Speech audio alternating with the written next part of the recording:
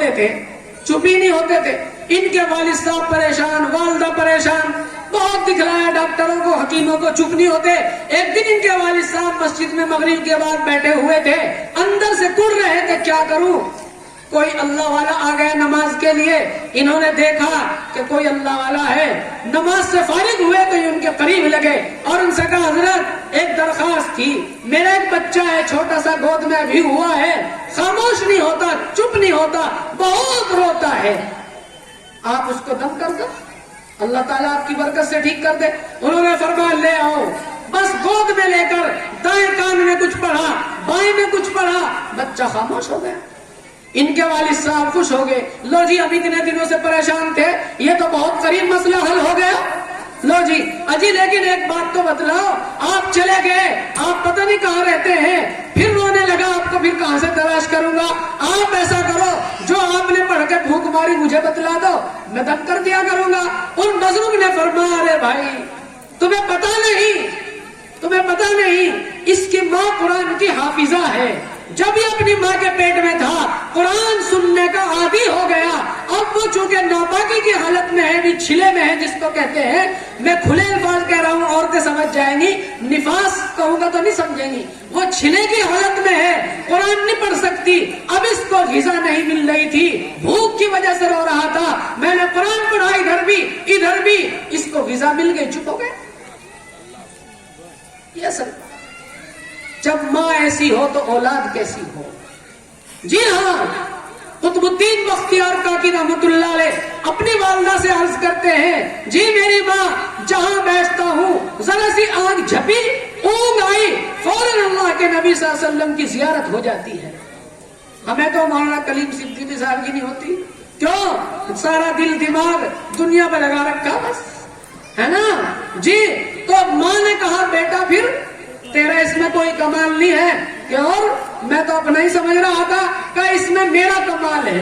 کیسے میرا کمال یہ ہے, جب تم پیدا ہوئے 2 سال تک میں نے تمہیں دودھ پلایا, ہمیشہ رات ہو یا دن ہو کبھی بھی دودھ پلانے سے پہلے اللہ کے نبی صلی اللہ علیہ وسلم پر 1-2 مرتبہ درود پڑھتی تھی, تب تمہیں دودھ پلاتی تھی.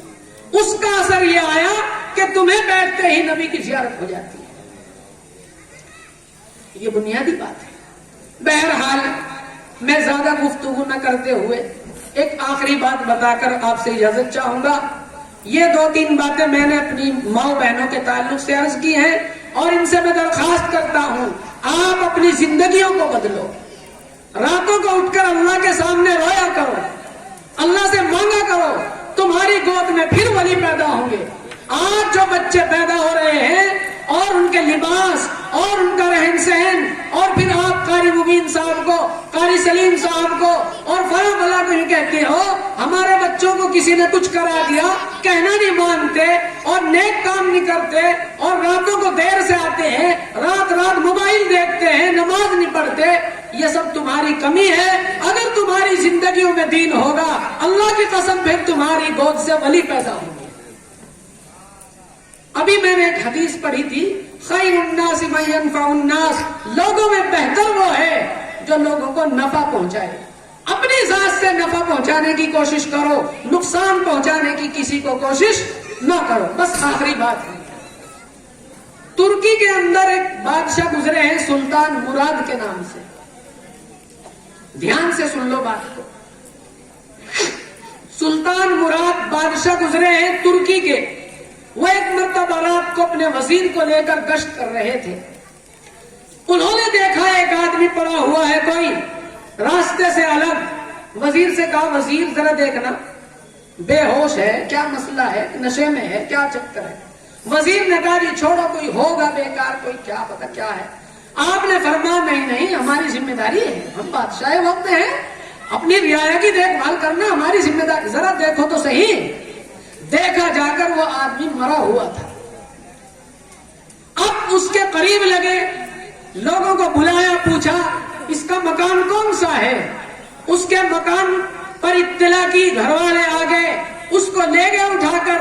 بادشاہ بھی وہیں بیٹھ گئے تھوڑی دیر. اب اس کے گھر والے رو رو کر یہ کہہ رہے تھے بہت اچھا آدمی تھا، نمازی تھا، دیندار تھا، اور پڑوسی یوں کہہ رہے تھے بڑا خراب آدمی تھا، شرابی تھا، عیاش تھا، زناکار تھا۔ بادشاہ کی بات سمجھ میں نہیں آئی، ایک آدمی کے بارے میں دو رائے کیسے ہو رہی ہے؟ پڑوسی تو سب کے بارے میں جانتا ہے میرا پڑوسی کیسا ہے، ہر آدمی اپنے پڑوسی کو جانتا ہے، گھر والی اس کی کہہ رہی ہے یہ بڑا نمازی تھا، پڑوسی ذکر کر رہے ہیں بڑا شرابی تھا، یہ الٹا کیسے ہو رہا ہے؟ بادشاہ خاموشی کے ساتھ یہ دونوں بات سن کر چلے گئے۔ 2-3 دن کے بعد رات کو آئے، کنڈی بجائی، اندر سے آواز آئی کون؟ کہا میں بادشاہ وقت ہوں۔ اس کی بیوی نے کہا پھر اتنی رات گئے؟ کہا مجھے آپ سے ایک بات کرنی ہے۔ مجھ سے؟ کہ ہاں، میں آپ سے کیسے بات کروں گی؟ کہا پردے کے پیچھے بیٹھ جاؤ اور میری ایک شکایت، ایک الجھن دور کر دو۔ کہا کیسے کروں؟ بتلائیے آپ۔ کہا تمہارے شوہر کے بارے میں دو رائے تھی، ایک تم کہہ رہی تھی بڑا نمازی تھا، دیندار تھا، ایک تمہارے پڑوسی کہہ رہے تھے شرابی تھا، عیاش تھا، میں یہ نہیں سمجھ رہا ہوں آخر مسئلہ کیا ہے؟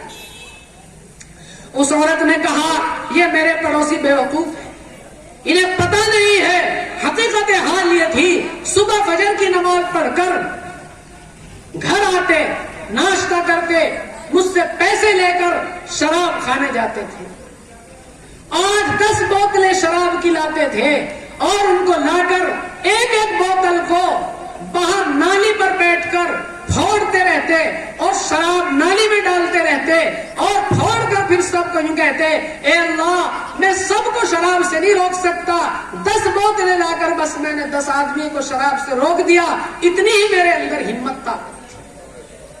بتائیے کیا یہ غلط کام تھا؟ اور دوسرا کام یہ تھا رات کو جب سب سو جاتے عشاء کے بعد پیسے لے کر رنڈی خانے جایا کرتے تھے اور ایک رنڈی سے پوچھتے تیری ایک رات کی فیس کیا ہے؟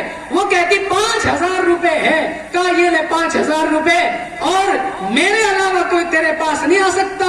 بس اس کے دروازے پر ساری رات مصلی بچھا کر وہی عبادت کرتے تھے، صبح اٹھ کر اللہ سے کہتے اے اللہ میں سب کو نہیں برے کام سے روک سکتا، ایک کی ہمت طاقت تھی، آج ایک رات میں نے اس کو برے کام سے روک دیا، اے اللہ اگر میرا یہ عمل پسند ہو تو قبول کرو۔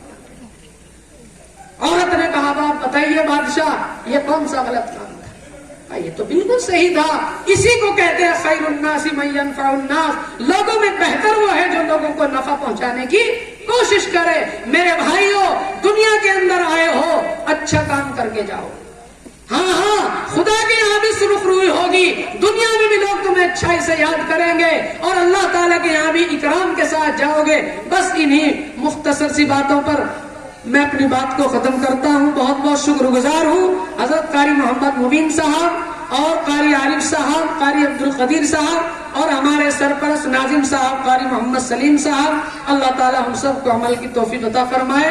وآخر دعوانا الحمدللہ۔